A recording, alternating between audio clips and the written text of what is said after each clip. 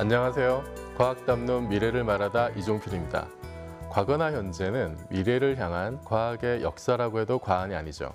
우리 인류의 삶을 보다 편리하고 윤택하고 가치 있게 만드는 것이 과학의 궁극적인 목표였습니다.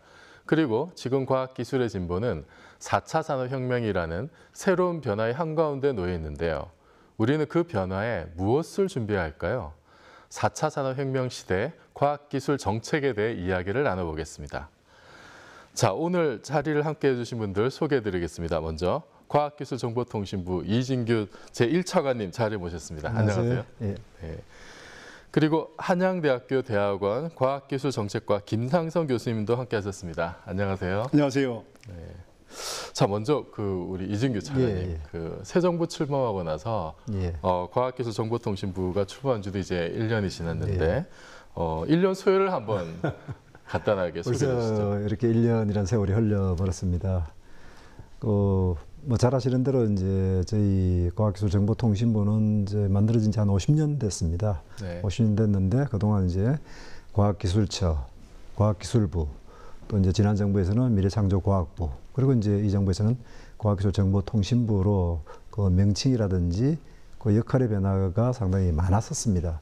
아무래도 이제 어떤 시대의 변화에 따른 어떤 정부 부처의 역할을 이제 그 명칭에서 나타냈는데, 지난 1년 동안 이제 저는 이제 문재인 정부의 어떤 초대 차관, 또 이제 과기정통부의 이제 초대 차관으로서 아직 가야 할 길은 이제 많이 남았습니다만, 이제 우리 과기정통부가 무엇을 해야 될지, 우리 역할과 책임을 좀 더 명확히 하고, 또 거기에 걸맞는, 물론 이제 1년이라는 시간은 짧긴 합니다만은 좀 가시적인 성과를 도출하려고 노력했던 이제 1년이지 않았나 이제 그렇게 생각이 듭니다. 네. 요즘 이제 좀 화두가 되는 게 이제 과학기술과 어떤 사회 문제하고의 연계성 이제 이런 건데 이런 데 대한 어떤 정책 스케줄 이런 것도 할 수 있을까요? 김상성 교수님 어떻게 지금 새 정부에 그런 어떤 좀 가능성이 엿보이나요? 네. 이게 흔히들 이제 과학기술 그러면 무슨 국가 경쟁력 제고 이렇게들 인식을 하는데 사실은 과학기술하고 이 국민의 삶이라든가 사회 문제가 뗄래야 뗄 수가 없는 관계입니다. 그 일찍이 선진국에서는 심지어는 이제 각종 사회 문제 뒤에다가 과학기술을 의미하는 전미사 TCH 테크라는 거 있지 않습니까? 그래서 뭐 노인 문제면은 노인 문제 텍, 또 무슨 청소년 범죄 텍. 그러니까 그만큼 과학기술이 사회 문제에 대해서 더 이상 등한시할 수 없다. 근본적으로 선진국에서는 과학기술을 국가가 지원하는 그 목적이 크게 이제 국가 경쟁력 제고하고 국민의 삶의 질이라든가 사회 문제 해결 여기에 두고 있기 때문에 저희도 아마 거기에 대해서 좀 관심을 기울일 때가 됐다고 볼 수 있겠습니다. 그러니까 지금까지는 사실 과학기술하면은 뭐 국가 발전 이렇게만 이제 얘기가 돼 왔는데 지금은 국민 개개인이 이제 삶의 질에 대한 고민이 굉장히 많아졌잖아요. 그래서 좀 과기정통부도 그런 데 대한 어떤 고민이나 고려가 좀 많으신지. 특히 이제 이 정부 들어와서 이 정부의 이제 국정 철학이 이제 국민 중심이지 않습니까? 저희 뭐 국민 중심은 뭐 국정 철학에서도 그렇긴 합니다만은 또 김상현 교수님께서도 이제 과학기술을 이제 국가가 진흥하고 투자하는 여러 이유 중에 또 큰 이유 중에 하나가 이제 어떤 국민의 어떤 삶의 질 관계되는 이제 그런 것에 대해서 이제 하자는 것도 큰 이유 중에 하나입니다. 그래서 이제 과학기술정보통신부는 이제 그동안 과학기술이나 R&D 하면은 뭐 기초연구 또는 이제 어떤 국가가 반드시 확보해야 될 어떤 뭐 우주나 원자력 같은 원천 기술, 그런 이제 그 두 축으로 이제 진행됐습니다만은 이제 이 정부에 들어와서는 그 두 축에 대해서 이제 국민생활연구라는 새로운 카테고리를 이제 저희가 키우려고 하고 있습니다. 그래서 그게 이전 정부하고 뚜렷하게 구별되는 점인가요? 그렇습니다. 뚜렷하게 구별되는 점이기도 합니다. 하고 이제 지난 정부에서는 뭐 삶의 질이라는 조금 피상적인 어떤 그냥 뭐 어떤 해야 된다는 어떤 그런 방향성 정도가 있었다면은 이 정부에서는 이제 구체적인 국민생활 문제, 그다음에 그 국민생활 문제를 풀기 위한 국민생활 연구를 이제 본격적으로 그 하나의 어떤 정부의 어떤 연구개발, 과학기술 정책의 카테고리로 추진한다는 게 큰 차이점입니다. 네, 총론적인 이야기 좀 들어봤는데요. 김상정 교수님, 딱 하나 정책을 한번 골라서 이거 참 주목할 만하다 이런 게 있을까요? 딱 하나는 과학기술은 결국 대한민국의 미래이기 때문에 대한민국의 미래에 씨앗인 투자를 드리고 투자가 어떻게 효율적으로 쓰이느냐, 성과를 내느냐 이게 중요한데요. 네. 과학기술 투자의 성과는 결국 사람에게 달려있기 때문에 네, 그렇죠. 지금 차관님 말씀하신 것처럼 어떻게 연구자가 신명나게 일할 수 있는 분위기를 만들어주는지 지금 정부에서 아마 연구 중심, 예. 연구자 중심, 국민 중심이라는 것이 저는 굉장히 중요한 정책 방향으로 보고 있습니다. 네. 그 사람 중심이라는 게 사실 저도 와닿고 저도 이제 일선에서 그 기초과학을 연구하는 사람으로서 그 새 정부의 이제 연구자 중심의 과학 정책을 펴겠다 이 말이 굉장히 좀 와닿게 됐었거든요. 요거 좀 구체적으로 말씀 좀 해주시죠. 잘 아시는 대로 이제 저희가 이제 그동안은 이제 어떤 패스트 팔로우의 어떤 역할이 있지 않습니까? 그래서 어떤 선진국이 잘하고 있는 거를 이제 우리가 얼마나 빨리 따라가느냐 캐치업에 이제 과학기술 정책의 어떤 그것이 모여 있었다면 이제는 그렇게 팔로우할 것도 많지도 않습니다. 많지도 않고 이제 저희가 뭔가 새롭게 개척에 되는 어떤 이제 퍼스트 무브가 돼야 되는 이제 그런 그러니까 우리가 그만큼 많이 올라왔다는 그렇기도 하고 예 그렇습니다. 그래서 이제 더 이상 저희가 누굴 따라갈 때도 이제 우리가 스스로 우리가 필요한 것을 이제 개척해 나가야 되는 이제 그런 상황입니다. 그런 상황에서 저희가 믿을 수 있는 거는 결국에는 그 연구하시는 분들의 어떤 창의성, 그다음 이제 도전 정신 이런 것들이 저희가 그런 어떤 퍼스트 무브에서는 저희가 기대할 수 있는 유일한 어떻게 보면은 그런 그 대안입니다. 그래서 그런 것이 연구자의 어떤 창의성이라든지 도전 정신이 극대화되기 위해서는 아무래도 모든 것들이 다 연구자 중심으로 이제 그동안은 어떤 정부 주도로 갔다면 이제는 연구자분들이 이제 주도를 해 나가는 이제 그런 세월로 바뀌어야 되는 거죠. 그래서 저희 문재인 정부에서는 이제 국민 중심, 연구자 중심이 저희 과학기술 정책의 하나의 어떤 그 기본 그 핵심이 되고 있습니다. 저는 이제 대학에서 학생을 가르치다 보니까 또 하나 좀 약간 관심이 가는 게 대학에서는 사실 기초과학 관련 뭐 학과나 이런 게 좀 이렇게 홀대를 받는 느낌이 굉장히 많이 들어요. 그래서 과기정통부의 정책에서 약간 사각지대에 있는 거 아니에요? 물론 이제 교육부하고 관계도 있겠습니다만 그런 아쉬움에 대해서는 어떻게 좀 지금 그 용어가 조금 이렇게 혼재가 되어 있습니다. 기초과학이냐, 또 기초연구냐. 이제 뭐 기초과학하면 잘 아시는데 이제 물리, 화학 뭐 이제 소위 그런 이제 기초학문 쪽을 이제 얘기하는 거고 기초연구는 이제 자연대도 있고 공학도 있고 또 의학도 있는 이제 하지만 그 지식의 근본을 이제 꾀하는 이제 그런 겁니다. 그래서 저희가 기초과학이라는 것보다는 기초연구라는 정책 용어를 이제 많이 씁니다. 그래서 기초연구라는 측면에서 좀 이제 말씀을 드리겠습니다. 저희가 아까 사람 연구자 중심, 그다음 이제 어떤 퍼스트 무브로서의 어떤 이제 이런 철학을 가진다면은 거기에 기댈 수 있는 건 아까 연구자분들에게 기대해야 되지만 또 하나는 기초연구에 기댈 수밖에 없습니다. 그래서 이제 이 문재인 정부에서는 기초연구진흥을 아주 중요한 과학기술 정책의 한 목적으로 삼고 있습니다. 그래서 그 일례로 일단 2022년까지 이 정부 끝까지 기초연구에 대한 투자, 정부 투자, 민간 투자 말고 정부 투자를 현재보다 훨씬 2배 정도인 한 2.5조까지 이제 일단 금액상으로 이제 늘려 나갈 겁니다. 그래서 그 어떤 연구를 하고 싶은 분들은 가능한 연구를 지원할 수 있게 그렇게 해 나갈 거고, 둘째로 연구 관리 시스템도 다 연구자에 맞게 뭐 불필요한 뭐 그런 뭐 중간 연차 평가라든지 또 너무 복잡한 그 RFP라고 이제 연구 프로포절을 내는 이제 그 RFP를 간소화한다든지 또 뭐 또 기초 연구가 뭐 성공이냐 실패냐 이런 이제 판정을 안 한다든지 이제 그런 제도적인 것도 이제 같이 개편을 하고 있습니다. 뭐 듣고 보니까 좀 반가운 얘기긴 합니다만 사실 이게 이런 변화가 있어야 된다라는 어떤 사회적인 욕구, 그다음에 어떤 변화의 동인이라 할까요? 그런 배경이라고 할까요? 이런 것도 있을 것 같은데 교수님 어떻게 좀 보십니까? 지금 차관님 말씀해 주신 사항 뭐 전적으로 공감합니다. 그러니까 결국은 연구는 연구자가 하는 거기 때문에 연구 현장에서 연구자가 어떻게 애로를 겪는지 연구 부담, 행정 부담을 완화시켜준다든가 연구에만 몰입하게 해주는 그런 측면에서는 그 연구 현장에 대한 배려에 대해서 정말 이 자리를 빌어서 다시 한번 감사를 드리고 싶고요.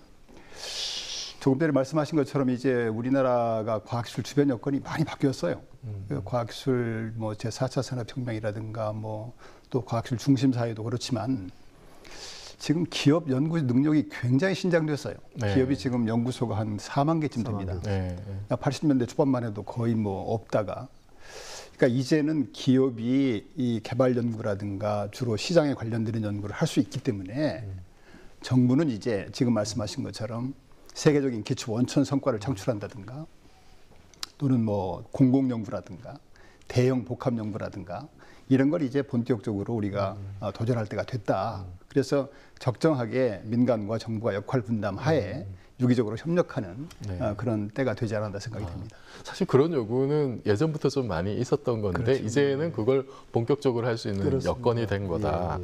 이제 지금까지 과학기술이 어떤 뭐 국가 경제 발전을 위한 수단, 도구 이제 이렇게 인식된 면이 많고 그래서 헌법에도 이제 그 127조 2강 이제 논란이 많은 그거를 개정하자는 얘기들이 사실 과학계 현장에서 많이 나왔거든요. 근데 뭐 최근에 그 청와대 개헌안 보면 이제 거기에 대한 조정도 들어가 있는데 교수님 보시기엔 어떻습니까? 이게 지금 그러니까 과학기술 자체를 바라보는 우리 어떤 사회 전반적인 인식이 그런 뭐 헌법 조문에까지 영향을 준 정도로 좀 바뀌어야 되는 거 아니냐 이런 흐름이 있는 것 같은데 평가를 좀 해주신다면요. 한마디로 말씀드리면 우리가 그만큼 과학기술이 발전했다 이렇게 볼 수가 있습니다. 우리나라가 이제 국가 연구 개발 사업이 시작된 게 얼마 안 됐습니다. 1982년에 국가 R&D라는 것이 처음에 시작됐는데요. 그 당시에 이제 연구비가 불과 한 130억 정도밖에 안 됐거든요. 그러니까 당시만 해도 과학기술이 뭐 삶의 질이라든가 지금 말씀하신 그 제조 경쟁력 외에도 할 일이 많았지만은 우선 급한 게 경제 발전이었어요. 우선 급하니까. 그러니까 뭐 반도체라든가 컴퓨터라든가 무슨 정밀화학이라든가 이런 쪽에 주로 치중을 할 수밖에 없었고. 그러나 지금은 아까 말씀드린 것처럼 이제 우리나라 지금 연구비 규모도 벌써 금년에 19조 6천 원이거든요.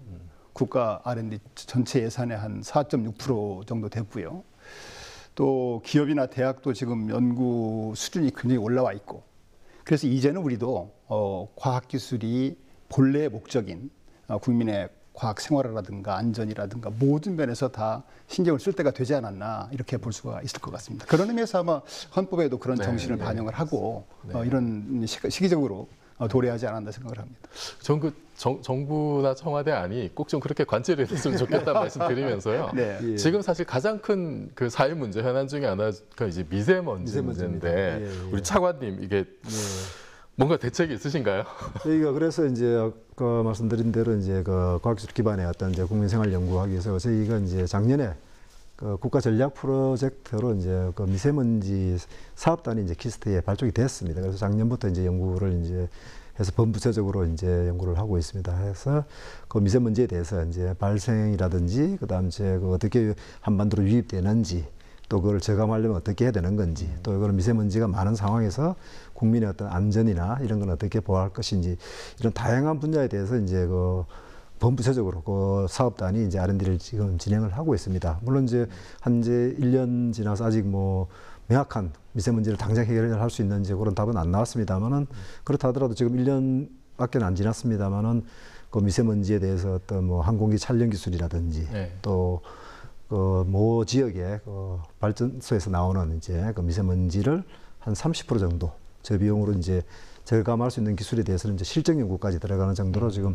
그 속도를 내고 있습니다. 그래서 조만간 국민들께서 체감할 수 있는 수준까지 그 미세먼지 사업단이 어떤 그 과학적인 해결책을 내도록 그렇게 노력을 하겠습니다. 네. 그래서 앞으로 좀 기대가 큰데요. 그래서 준비한 게 있습니다. 시민들이 바라는 과학기술.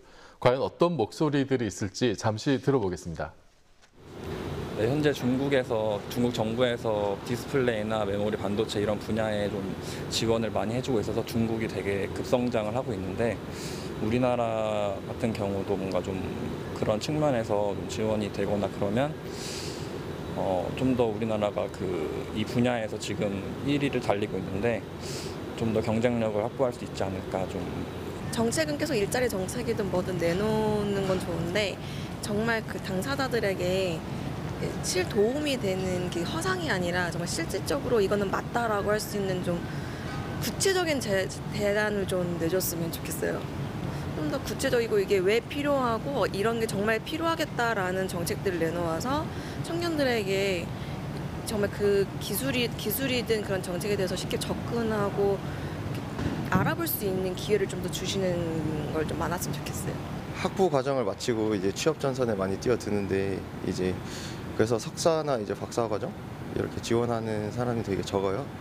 그래서 이제 그쪽으로 이제 장려하는 프로그램을 좀 더 이제 많은 사람들이 알 수 있게 좀 더 접근하기 쉽게 그런 정보들을 그런 식으로 지원을 많이 해주셨으면 좋겠어요.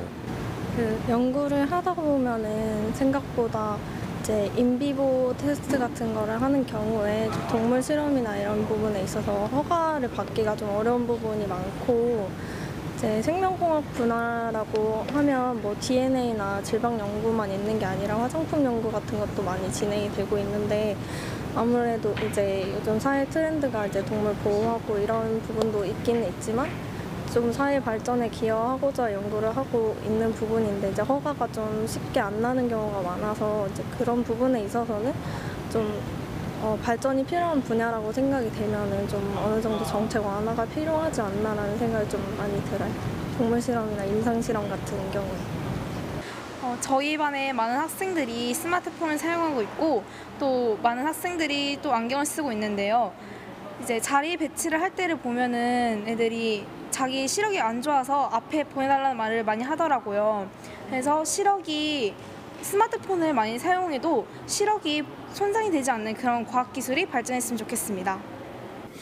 저는 이제 실질적으로 이제 과학 분야도 좋지만 이제 시민 의식도 중요하다고 생각을 해요. 그래서 그 어떻게 보면은 뭐 요즘에 뭐 차량 뭐 이부제 뭐 그런 식으로 이제 많이 이제 하고 계신데, 캠페인식으로 하지 마시고 그냥 실질적으로 좀 뭐 법령으로 좀 제정해도 좋을 것 같고, 아니면 또 그리고 이제 그런 그 미세먼지를 이제 좀 줄이는 분, 그런 이제 산업에 이제 종사하시는 분들에게 좀 혜택이 많이 있었으면 좋을 것 같아요. 과학 발전도 좋지만 그런 이제 그런 분들에 대한 적극적인 지원이 있어야만 그런 또 발전이 있기 때문에 그런 이제 지원 정책이 좀 많이 있었으면 좋을 거라고 생각을 합니다. 예. 네, 지금 다양한 목소리를 들어봤는데요. 차관님 어떠십니까? 예. 정말 그 과기정 동부의 한 구성원으로서 정말 해야 될 일이 많다는 느낌이 들었고요. 또 해야 될 일도 많지만 또 정확하게 해야 된다는 그런 국민들의 주문인 것 같습니다. 그래서 저희 과기정 동부는 행정을 하더라도 그 과학기술에 기반한, 그러니까 뭔가 데이터에 기반하고 뭔가 유효한 그런 행정을 할 수 있도록 노력을 하겠습니다. 네, 이런 국민들의 목소리가 좀 수시로 이렇게 정책 담당자한테 전달되면 좋겠는데, 교수님 이제 이런 통로가 좀 있을까요? 지금 시청자들 목소리를 들으니까 참 많이 공감이 가는데요. 네. 그러니까 사실은 과학기술 분야가 많은 부분이 그러니까 국민들하고 조금 국민들이 피부로 못 느끼는 게 많이 있어요. 사실 그게 또 맞는 거고요. 근데 다만 이제 국민생활연구라든가 이런 측면에서는 수요하고 긴밀하게 연계가 돼야 되죠. 그래서 제가 알기로는 최근에 이제 과학기술정보통신부에서도 국민생활연구라는 거를 금년에 처음으로 시작한 걸로 알고 있거든요. 국민생활연구 같은 것은 이제 그야말로 지금 들으신 목소리 그런 것들을 반영을 해서 해야 되기 때문에 리빙랩이라는 그런 개념을 도입을 해가지고, 그러니까 최종 수요자나 국민이 연구를 기획 단계부터 같이 가는 거죠, 이렇게. 그래서 이제 수요를 반영을 하고 성과가 실제로 쓰일 수 있게. 그래서 아마 금년에 시범적으로 지금 2개 과제 추진하고 있는 걸로 알고 있는데요. 그러니까 그런 과제들은 국민의 수요를 반영을 하고 또 전문가들이 심사를 해서 과제를 고르는 거죠. 그러니까 다른 일반적인 그 제조업 경쟁력 이런 쪽은 과학기술 전문가들이 주로 하는 분야지만은 이런 분야는 국민의 수요 반영이 중요하다. 그래서 그 2과제가 아마 제가 기억하기로는 그 요새 플라스틱 문제가 많이 되지 않습니까? 그래서 폐플라스틱 문제가 걱정이 안 되는 대체 소재를 개발한다든가, 또 먹거리 문제에 대해서 관심이 최근에 많아지다 보니까 내가 먹는 먹거리에 유해 물질이 들어있는지 그 판별할 수 있는 쉽게 뭐 그런 기술을 지금 아마 시범적으로 금년에 시작한 것으로 알고 있는데, 아마 차관님 계시지만 앞으로 계속 그런 부분이 확대 발전되지 않을까 그런 기대를 하고 있습니다. 그리고 사실은 우리 국민들의 일상적인 삶의 질과 과학 기술이 또 가장 이제 밀접하게 만나는 부분이 좀 일자리하고 관련된 부분인데, 이게 또 최근에 이제 4차 산업혁명과 맞물려 가지고 일자리가 사라지는 게 아닌 이런 또 불안도 많습니다. 그래서 오늘 사실 가장 핵심적으로 얘기를 나눠보려고 하는 주제가 4차 산업혁명과 일자리 문제인데요. 잠시 화면 보고 계속 이야기를 나눠가겠습니다.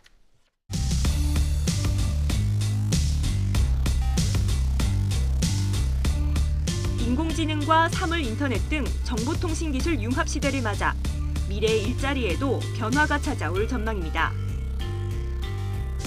지난 5월에는 미국의 한 대형 로펌이 세계 최초로 인공지능 로봇 변호사를 채용한 가운데 법조계 역시 인공지능을 주목하고 있습니다.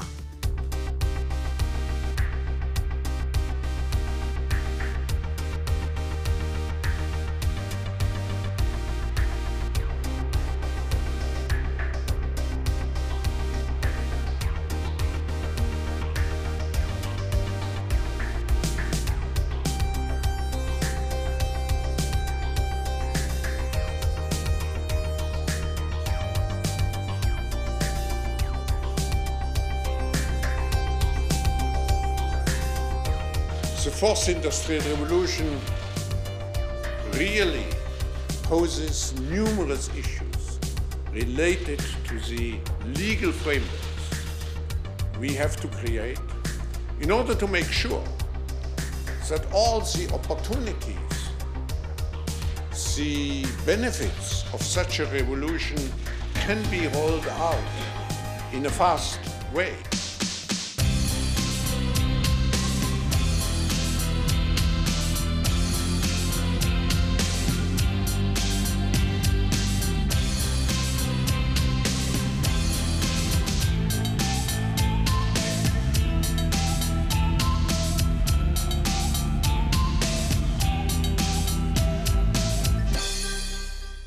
네, 차관님. 예. 일자리 창출은 새 정부의 가장 중요한 국정 과제 중에 하나인데요. 이게 그 과기정통부에서는 어떻게 이제 준비를 하고 있는지, 이게 과학기술하고 어떤 그 관련이 있는지 말씀해 주시죠. 저희 과기정통부에서는 이제 과학기술 기반 고급 일자리 창출을 이제 일단 목표로 해서 이제 그 일자리 정책을 이제 추진을 하고 있습니다.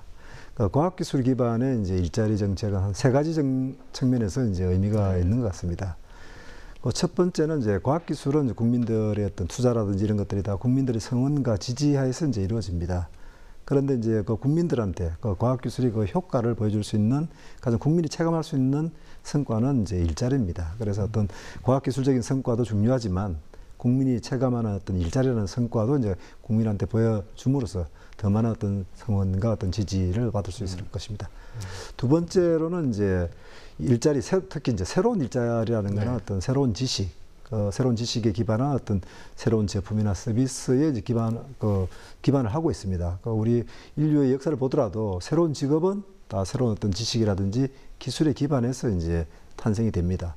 그래서 과학기술 기반의 일자리라는 거는 어떤 새로운 일자리를 만들어낼 수 있는 하나의 원동력입니다. 그래서 기술에 의하지 않고 과학에 의하지 않고서는 새로운 직업이 나오기가 그렇게 쉽지 않습니다. 그리고 이제 마지막으로 저희가 이제 일자리 했을 때 일자리하면 아무래도 좀 오래 지속돼야 되고 뭐 수입이라든지 이런 측면에서 좋은 고급 일자리가 아무래도 이제 인기가 있을 것입니다. 특히 이제 우리 젊은 분들이 이제 고급 일자리에 대해서 이제 많이 이제 선망을 하시는데요.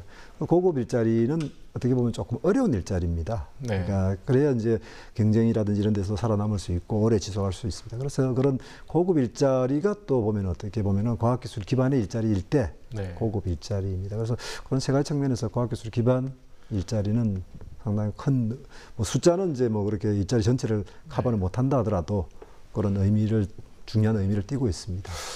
말로만 들으면 참 좋은 것 같은데 교수님 보시기 어떻습니까? 뭐 현실 가능성이나? 사실 이 과학기술하고 일자리가 이렇게 단기적으로 연결이 잘 안 되잖아요. 그래서 참 쉽지 않은 과제인데 지금 이 장관님 말씀하신 것처럼 우리가 지금 중요한 게 무슨 생계형 일자리 그런 문제가 아니라 고급형 일자리. 그러니까 그런 일자리가 지금 많이 필요하지 않습니까? 그런 측면에서 볼 때는 아마 과학기술 분야에서도 일자리 창출에 굉장히 좀 기여할 분야들을 고민해봐야 되는 게 아닌가. 그래서 지금 말씀하신 것처럼 새로운 기술을 연구소 창업을 한다든가 또 신기술 창업이라든가 또 각종 이제 연구를 하는 단계에서 연구 지원하는 그러니까 우리가 연구 산업이라고 부르는데요. 그런 연구 산업을 자꾸 창출을 유도한다든가 그런 걸 통해서 좀 고급 일자리를 많이 만들자. 그런 측면에서는 저는 굉장히 중요한 정책이라고 보고요. 쉽지 않겠지만 이런 노력을 계속해서 우리가 좋은 일자리를 많이 만들어야 되지 않나 생각이 듭니다. 그런 노력하고 계신가요? 예, 하고 있습니다. 하고 있고 그 점점 이제 우리 교수님께서 말씀하신 저희 과기정통부의 노력을 조금 더 세분화시켜 보면은 저희가 한 4가지 정도 과학기술 기반 일자리를 이제 접근을 하고 있습니다. 그 하나가 이제 저희가 이제 실험실 일자리, 그 두 번째가 이제 서비스 일자리, 세 번째가 이제 지역 일자리, 마지막으로 이제 글로벌 일자리 이렇게 4개 어떤 이제 카테고리를 나누어 가지고 접근을 하고 있습니다. 근데 그 일반인들 생각에는 이렇게 뭐 인공지능도 나오고 뭐 이렇게 자동화되고 이러면은 일자리가 많이 사라지지 않느냐 그런 이제 그 언론 보도도 많이 나오고요. 그래서 4차 산업혁명이 이제 만약에 현실이 되고 이러면은 일자리 엄청나게 많이 줄어드는 게 아니냐 이런 걱정이 굉장히 많습니다. 교수님, 이 어떻게 해결해야 될까요? 지금 이런 시대 변화에 지금 사실은 굉장히 두려운데 그냥 이렇게 막연하게 이렇게 좀 새로운 게 생겨날지도 모른다 이걸로 지금 커버가 될까요? 많이 걱정하죠 지금. 네. 특히 이제 2016년에 그 다보스 포럼 때 네. 그런 말이 있었잖아요. 이제 앞으로 한 710만 개 일자리가 네, 없어진다. 그리고 이제 새로운 일자리가 한 200만 개 생긴다 그러면 결국은 이제 한 500만 개 일자리가 단기간 내에 없어진다고 하지 않습니까? 네. 그러니까 이제 겁이 나죠. 그러니까 실제로 지금 알파고 이후에 뭐 알파 의사라든가 알파 기자라든가 뭐 심지어는 알파 연구자까지 지금 다 하고 있지 않습니까? 그래서 걱정하는 것은 뭐 어쩔 수 없는데요.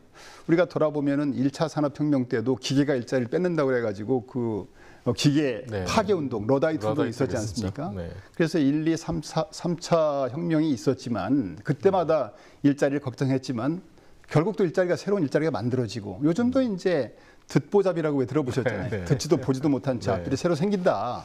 그래서 그거를 그렇게 두려워할 게 아니라 어차피 그런다고 해서 피할 수 없는 거잖아요. 그러니까 피할 수 없으면 즐기라는 말도 있듯이 우리가 적극적으로 받아들이고 대응하는 방안을 찾는 게 중요하지 않을까 그렇게 생각을 합니다. 네.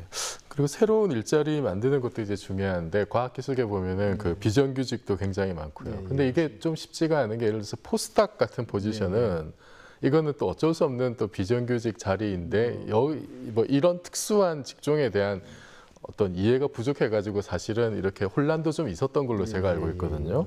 그래서 이런 부분 어떻게 생각하시는지 이제 비정규직 문제라든지 이제 굉장히 특수한 어떤 포지션의 문제라든지. 저희가 이제 아까 일자리 창출도 이제 대단히 중요합니다. 그래서 아까 이제 일자리가 이제 4차 산업혁명 시대 일자리 뭐 말씀하셨습니다만은 조금 더 부연 설명 좀 드리면 일자리는 사라진다기보다는 일자리는 배내가는 겁니다. 새로운 일자리를 배내가는 거고 그렇게 해서 한쪽으로는 일자리를 만들어내야 되는 것이 이제 중요합니다만은 또 한쪽으로서는 그 일자리의 어떤 질 문제가 이제 또 중요한 또 이제 이슈입니다. 그래서 저희가 어떤 비정규직의 정규직 전환이라든지 학생연구원의 어떤 권리 보호 같은 것들은 어떤 일자리의 질 측면에서 저희가 접근을 하고 있습니다. 그래서 이제 그 비정규직의 정규직 전환 같은 경우에는 이제 저희가 25개 저희 이제 키스트 같은 출연 연구소가 있습니다. 그 연구소에서 그 상시적으로 그 같은 업무를 계속 해오는 이제 그런 비정규직은 이제 정규직으로 이제 전환을 지금 시키는 작업을 하고 있습니다. 그래서 한 2,500명 정도가 이제 이번에 그 정규직으로 전환될 겁니다. 그 이제 연구자 중심의 정책을 편다는 게 굉장히 가슴이 와닿긴 했는데, 근데 이제 좀 안타까운 거는 이런 게 있어요. 그 연구자의 어떤 라이프 사이클 전체에 대한 고민이 과연 있을까? 이런 아쉬움이 좀 있거든요. 그런 고민 좀 하시는지. 그 연구의 어떤 뭐라고 해야 되나, 그 세계로 들어오신 분들은 그래도 지금 현재로는 좀 지원이 좀 있는 편입니다. 근데 약간 조금 상대적으로 적은 부분이 이제 젊은 연구자, 청년 과학기술인 그 층이 조금 약합니다. 그래서 문재인 정부에서는 이제 그 젊은 과학자, 청년 과학기술인의 어떤 그 연구의 세계라든지 어떤 과학기술 세계의 진입을 좀 더 도와줄 수 있는 정책을 좀 강조해서 지금 추진을 하고 있습니다. 그래서 뭐 생애 첫 연구라든지 뭐 최초 실험실이라든지 그런 사업들을 저희가 지금 하고 있습니다. 교수님, 그 이런 정책들이 성공하려면 여러 가지 뭐 사회적 제도적인 뒷받침이 있어야 될 것 같은데 혹시 좀 필요한 게 있을까요? 정부 정책이 다 그렇지만 저는 그 일관성, 지속성 이게 참 중요한 것 같아요. 그래서 한번 정책이 이렇게 좋은 정책을 만들어졌다가도 또 뭐 사람이 바뀐다든가 뭐 정권이 바뀐다든가 해서 딱 바꾼다든가 이런 것이 아니라 지속적으로 일관되게 추진하는 것들이 저는 중요하다고 보고요. 두 번째는 이 과학기술이라는 것이 그 여야가 없어야 돼요. 그래서 맞습니다. 과학기술은 대표적으로 초당적으로 지원해야 된다. 대한민국의 미래 얘기인데 그런 측면을 좀 말씀드리고 싶고요. 그 외에 이제 일자리 관련해서 조금 말씀드리고 싶은 사항이 있다면은 이제 앞으로 직업이 자꾸 없어지잖아요. 그럼 이 일을 잃지 않습니까? 그런 어떤 실직자에 대한 전직 교육이라든가 사회 안전망 구축하는 문제가 중요하고요. 아시다시피 지금 저희가 작년도에 합계 출산율이 지금 1.05%잖아요.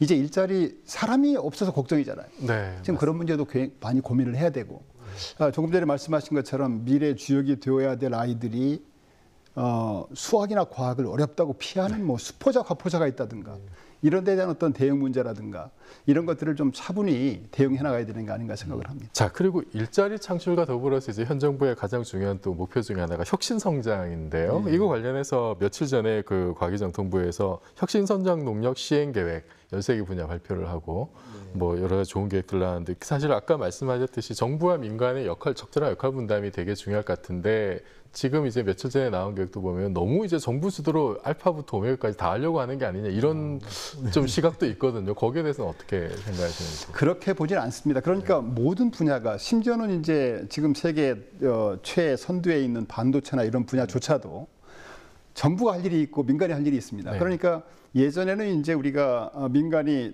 여력이 없을 때는 개발이나 니어 마켓 연구를 주로 했지만 이제는 민간이 준비할 수 없는 연구, 기초 원천 연구를 미리 준비하는 연구는 또 정부가 해야 되니까요. 그래서 많은 분야가 문제가 아니라 분야 내에서의 역할 분담이 저는 오히려 중요하지 않습니까? 분야 내에서 역할 분담이 중요하다. 네. 차관님, 과기정통부에서 적극적으로 밀고 있는 이런 분야가 있을까요? 예, 뭐 저희 이제 과기정통부는 이제 잘 아시는 대로 이제 과학기술과 ICT가 이제 어떻게 보면은 저희가 하고 있는 두 가지 이제 큰 영역입니다. 물론 이제 ICT도 이제 과학기술의 한 분야이긴 합니다만 이제 편의상 그 두 개를 좀 나눠서 이제 좀 설명을 드리면은 ICT 쪽은 이제 좀 전에도 교수님께서 말씀하셨습니다만 어떤 초연결, 초지능 사회로 일컬어지는 이제 4차 산업혁명 시대였던 그 저희는 이제 그거를 DNA라고 그럽니다. 데이터, 네트워크, AI. 해서 그 4차 산업혁명의 플랫폼을 공고히 구축하는 게 저희 일단 과기정통부의 그 중요한 일입니다. 그 플랫폼 위에 뭐 스마트팜이라든지 뭐 스마트 시티라든지 또 스마트 뭐 팩토리 또 뭐 바이오라든지 뭐 그런 것들이 이제 얹혀지는 그런 각종 4차 산업혁명 시대의 어떤 산업이 이제 꽃이 필 수 있도록 그 4차 산업혁명의 플랫폼을 이제 공고히 하는 것이 이제 ICT 쪽은 저희가 중점을 두고 이제 하고 있는 내용이고요. 과학기술 쪽은 이제 아까 말씀드린 대로 이제 일단은 저희 기초연구진흥이 저희 큰 그 목적 중에 하나입니다. 거기에 대해서 이제 거기에 더해서 뭐 바이오라든지 기후라든지 나노 또 우주 원자력 같이 국가가 반드시 확보해야 될 어떤 미래 기술 그것을 이제 저희가 이제 원천 기술이라고 합니다만은 거기에 대해서 이제 저희가 또 이제 집중적으로 노력을 하고 있습니다. 근데 이제 현장에 있는 입장에서는 이게 정부가 너무 이제 그 원천 기술, 이렇게 그냥 돈을 벌 수 있는 로열티를 받을 수 있는 이런 데만 관심 있는 게 아니냐. 그거가 전혀 상관없는 기초과학 분야도 있잖아요. 뭐 예를 들면 이제 뭐 최근에 화제가 됐던 뭐 중력파 검출이라든지 아니면은 뭐 이제 뭐 우주 탐색하는 거라든지 이런 거는 그런 거하고 전혀 상관없지만 또 그 자체로 중요한 건데 거기에 대한 고민은 좀 있으신지? 그래서 아까 저희 2.5조까지 늘리겠다고 하는 고민이 바로 그런 분야를 지원하겠다는 겁니다. 그래서 이것이 현재로는 뭐 아주 뭐 경제적인 목적이라든지 이런 거하고는 상당히 좀 거리가 있어 보입니다만은 그 과학기술 그 자체로 가치가 있는 이제 거기에 대해서는 정부가 꾸준히 이제 투자를 할 예정입니다. 그래서 뭐 저희가 어떤 과학 비즈니스 벨트의 어떤 중요한 가속기라든지 이런 것들은 말 그대로 이제 연구를 위한 어떤 하나의 대규모 투자지 않습니까? 이제 정부가 어떻게 보면은 유일하게 할 수밖에 없고 정부만이 할 수 있는 또 그런 영역이기 때문에 저희가 이 문재인 정부에서는 기초연구진흥 그것이 그 중요한 과기 정책의 한 목표입니다. 저 차관님만 믿겠습니다. 네. 그리고 제가 또 관심 가는 게 이제 바이오 분야인데요. 이게 굉장히 중요하잖아요, 앞으로. 근데 바이오 산업 육성을 위해서는 또 좀 필요한 것들이 있을 것 같아요. 김 교수님 어떻게 보십니까? 그러니까 이제 국가가 잘 살수록 결국은 이제 민간이 본연의 임무를 다 하게 되면은 정부가 해야 될 역할이 국민의 삶이잖아요. 맞습니다. 그러니까 거기에 직결되는 게 바이오 분야입니다, 바로. 바이오 메디칼 분야는 앞으로도 아마 굉장히 중요하지 않나 생각이 되고 그런 의미에서 우리나라에서는 지금 과학기술정보통신부라든가 산업부라든가 복지부라든가 농림부라든가 아무튼 많은 부처가 바이오 분야에 지금 관심을 가지고 투자를 하고 있습니다. 그래서 이 바이오 분야에 대해서는 아마 부처 간의 유기적인 협력 이게 굉장히 좀 중요하다고 보고요. 앞으로 아마 투자도 물론 확대해 나가야 되겠죠. 국내에서 이제 연구 규제 문제가 또 있잖아요. 이제 최근에 영국이나 일본 같은 경우에는 그 인간 배아 유전자 그 편집 기술을 이제 연구에 한해서 허용하는 그런 추세인데 우리나라는 이제 현장 연구자들 얘기가 아직도 규제가 좀 많아서 연구를 못하고 뭐 그래서 뭐 미국 가서 실험한다든지 이제 이런 사례들이 있는데 이런 규제에 대해서 이제 어떻게 생각하시는지 그리고 지금 이제 그 교수님 말씀하셨던 뭐 구체적인 바이오 산업의 어떤 디테일한 내용도 한두 개 좀 소개 좀 해주시죠. 예, 그렇습니다. 뭐 바이오 하는 이유는 이제 저희가 인류의 꿈이 무병장수 아닙니까? 그러니까 무병장수를 가장 할 수 있는 것이 바이오입니다. 그러니까 뭐 무병장수의 꿈은 인류의 뭐 아주 오래된 꿈이었습니다. 그 바이오 이제 규제 얘기가 이제 많이 이제 논의가 되고 있습니다. 근데 바이오는 상당히 또 생명을 다루는 분야여 가지고 다른 어떤 뭐 자동 뭐 이런 일반적인 분야하고는 조금 또 다릅니다. 그래서 상당히 어떤 그 하나하나에 어떤 생명을 다루기 때문에 어떤 생명 윤리라든지 어떤 사회적 합의를 이루어 나가야 되는 또 그런 분야의 특수성이 있습니다. 그래서 저희 이제 과기정통부도 바이오 분야의 규제를 물론 이제 선진국보다 훨씬 더 저희가 과감하게 나가면 좋겠습니다만 이제 바이오라는 분야는 생명을 다루기 때문에 여러 그 사회적 합의가 필요한 분야이기 때문에 선진국 수준 정도는 하자. 선진국에서 이제 푸는 정도는 우리도 좀 풀자라는 것이 일단 바이오 규제의 해소에 저희가 1차적인 목표입니다. 그래서 그렇게 하려고 지금 이제 뭐 복지부라든지 뭐 식약처 그런 데하고 저희 과기정통부가 이제 긴밀하게 하고 그 규제 획파를 위해서 노력을 하고 있습니다. 그 규제도 이제 규제입니다만은 이제 기본적으로 바이오는 이제 또 R&D의 기반 산업입니다. 그래서 R&D에 대한 투자가 많이 이루어져야 됩니다. 더군다나 어떤 새로운 어떤 글로벌을 선도할 수 있는 새로운 분야에 대한 어떤 투자 이런 것들이 좀 이루어져 가야 되고 두 번째 또 바이오 분야는 바로 경제로 넘어가야 되는 또 분야이기도 합니다. 그래서 연구만 머물러서는 안 되는 것이고 그래서 그것이 경제로 넘어갈 수 있도록 창업이라든지 이런 것들도 저희가 이제 강조를 하고 있습니다. 그래서 저희가 작년에 바이오 경제 2025를 발표하고 그걸 본격적으로 지금 추진을 하고 있습니다. 그 사실 그 옛날에 파스테르가 백신을 개발하면서 유럽인의 평균 수명이 엄청나게 늘어났잖아요. 저는 그런 혁명적인 일들이 앞으로 이제 바이오 산업에서 또 반드시 일어날 것 같고 그것이 우리 국민의 삶의 질에 직결되는 문제니까 정부에서도 좀 굉장히 지금 중요한 포인트인 것 같고 국민들도 많이 관심 가지고 좀 지지를 해줬으면 좋겠습니다. 자, 그리고 우리가 오늘 마지막으로 좀 다뤄볼 문제가 이제 이런 건데요. 그 인재 양성에 대한 겁니다. 제가 그 얼마 전에 본 광고 중에 아이들에게 과학자의 꿈을 돌려주자 이런 광고 카피를 본 적이 있어요. 굉장히 저는 감동받았거든요. 저도 어릴 때 이제 그런 꿈을 키웠던 사람이고.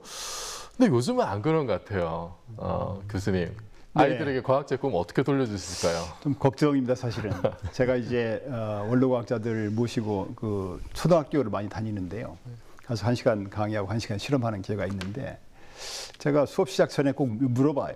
혹시 수학, 과학 좋아하는 사람 손들어보라고 그러면은 한 뭐 10분의 1?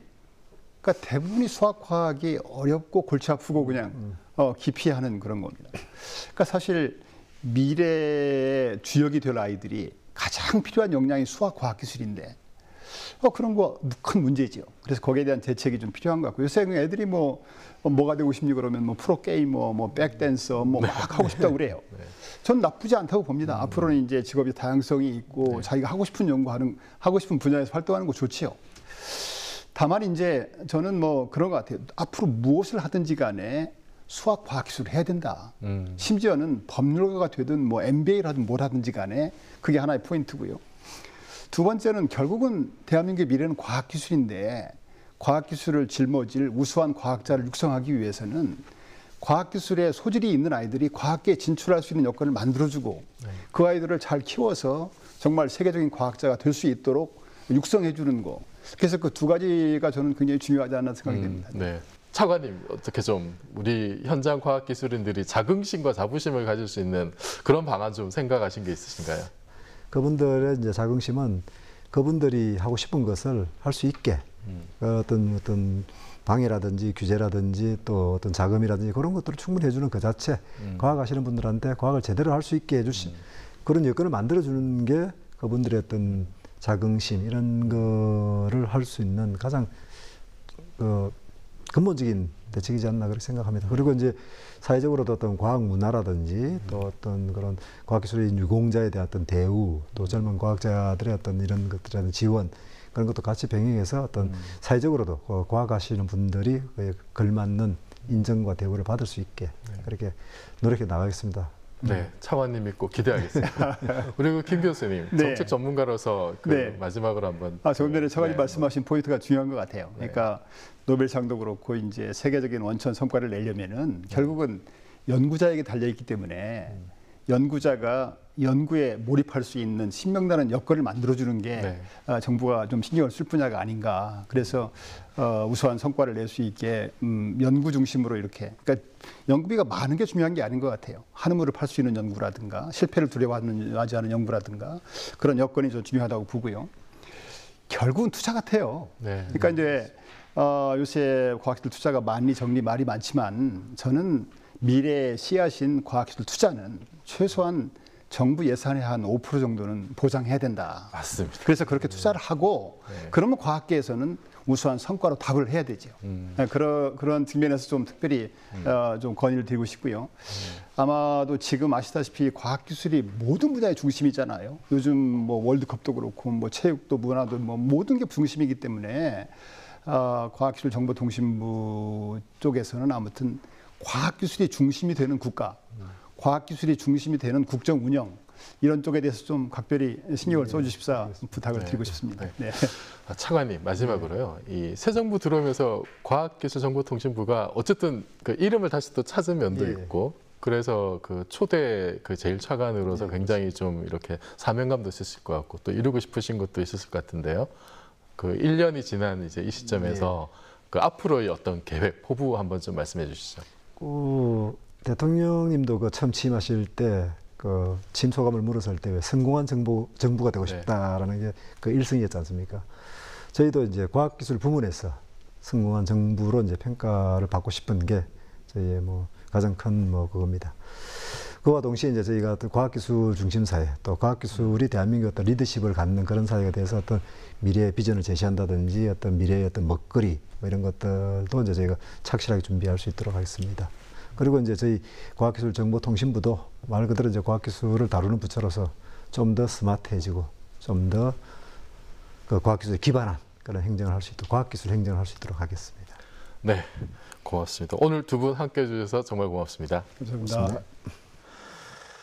4차 산업혁명이 실체가 없다고도 말합니다. 그만큼 4차 산업혁명을 통한 가시적인 성과가 무엇보다 중요해졌는데요. 이 어려운 변곡점을 넘어가고 과학기술을 통한 시대의 변화를 이끌어가기 위해서 모두의 지혜를 모아야 할 때입니다. 4차 산업혁명이 단순한 기술 개발에 그치지 않고 일자리 혁명을 비롯해 사회 전반에 새로운 변혁을 가져올 수 있는 기회가 되기를 기대해 봅니다. 저희는 다음 주에 다시 찾아뵙겠습니다.